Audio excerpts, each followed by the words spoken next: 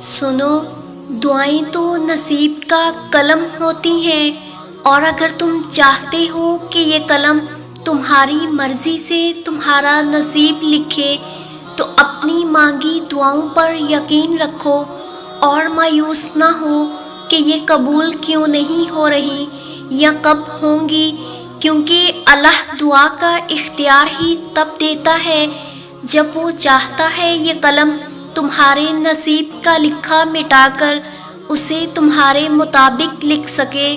قرآن گواہ ہے کہ اللہ نے ہمیشہ اپنی مدد تب بھیجی جب تقدیریں دعاؤں کے مخالف آ کر کھڑی ہو گئیں۔ اللہ نے تب اپنے اندیکھے ذرائعوں تک رسائی کے دروازے کھولے جب سارے دکھنے والے ذریعے بند ہو گئے۔ اللہ تب خود وسیلہ بن گیا جب دنیا کے سارے وسیلے ختم ہو گئے۔ اللہ تب طاقت بن کر کھڑا ہو گیا جب مانگنے والے تھک کر گر گئے۔ اس نے تب انصاف بھیجا جب ترازو کے پلڑے ناانصافی کی طرف جھکنے لگے۔ تو پھر کیوں سوچتے ہو کہ اس کی مدد نہیں آئے گی؟ کیوں سوچتے ہو کہ تمہاری مرادیں لوٹ کر نہیں آئیں گی؟ اللہ نے وعدہ کیا ہے رحم کا، تو اس کی مدد ضرور آئے گی۔ تو یہ بھول جاؤ کہ تم سے کیا ہو سکتا ہے اور کیا نہیں، اور یہ سوچو کہ تمہارا اللہ کیا کچھ کر سکتا ہے، کیونکہ مدد تو اللہ کی طرف سے ہوتی ہے جو سب کچھ کر سکتا ہے، جو چند لمحوں میں تمہاری صدیاں بدل سکتا ہے۔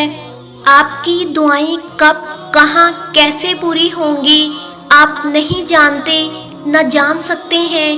آپ کو کامیابی کس مقام پر نصیب ہوگی آپ کو نہیں پتا، مگر ایک بات جو یقینی ہے وہ یہ ہے کہ آپ کا رب دعائیں ضرور سنتا ہے۔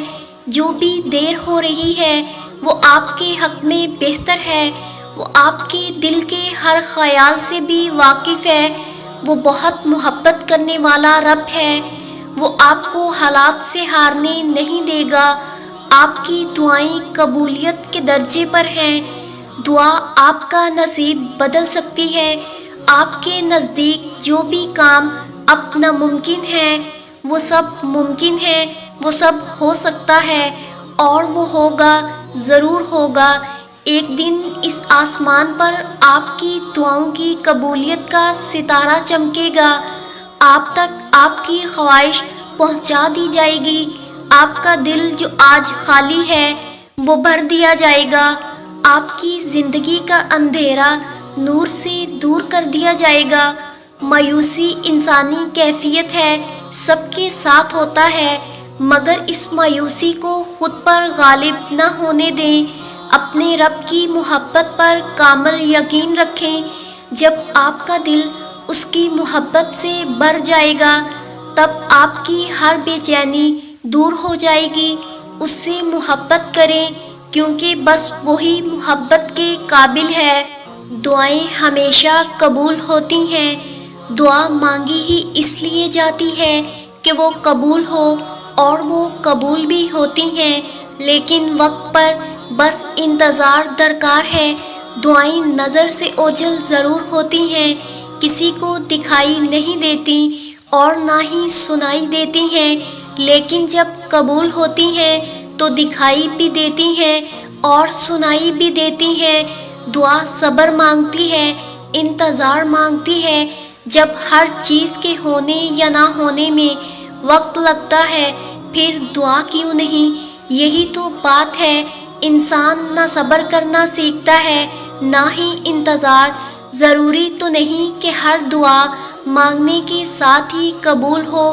دعا تو اڑتے ہوئے پرندوں کی طرح ہوتی ہے جو ایک نہ ایک دن منزل تک پہنچ جاتی ہے تو قبول ہونے میں شک کیسا؟ میرا کام تو تھا مانگنا، دینا نہ دینا تو میرے رب کا کام ہے، اور اللہ تو وہ ہے جو تمہاری سوچ سے بڑھ کر تمہاری دعاؤں سے بھی کئی زیادہ اور تمہارے مانگنے سے بھی پہلے نواز دیتا ہے، پھر آخر تمہیں کون سا اندیشہ ہے؟ دعاؤں کی قبولیت میں صرف اچھے گمان رکھا کرو اور ہر قسم کے وسوسوں سے خود کو آزاد کر دو۔ جب تک اللہ کا فیصلہ نہیں آتا تب تک تم بھی مانگنے سے پیچھے نہ ہٹو۔ کیا پتہ تمہارا رونا اور گڑ گڑانا اللہ کو راضی کر رہا ہو اور وہ بھی وہی چاہتا ہو جو تم چاہتے ہو۔ بالکل ممکن ہے کہ قبولیت کا وقت کچھ ہی دیری کے فاصلے پر ہو اور تمہارا یقین اور صبر اس فاصلے کو سمیٹنے والے ہوں، تو پھر چھوڑ دو ناممکن کے قصے اور صرف لفظ ممکن کو ذہن نشین کر لو، کیونکہ اللہ کے لیے سب ممکن ہے اگر وہ ممکن کرنا چاہے، اور اس کی چاہت کس طرح حاصل کرنی ہے یہ تم بخوبی جانتے ہو۔ اللہ کی مدد تب آتی ہے جب مایوس کن حالات میں بھی تم دل پر دماغی وسوسے حاوی نہیں ہونے دیتے اور تمام در بند نظر آنے کے باوجود بھی پورے یقین سے اللہ سے رجوع کرتے ہو۔ تب وہ تمہارے لیے ایسے ذریعوں سے مدد بھیجتا ہے جن کے بارے میں تمہاری عقل گمان بھی نہ کر سکتی ہو۔ پھر بگڑتے کام سنورتے ہیں اور دعائیں سن لی جاتی ہیں۔ تمہارا پختہ یقین اللہ سے اپنی بات منوا لیتا ہے۔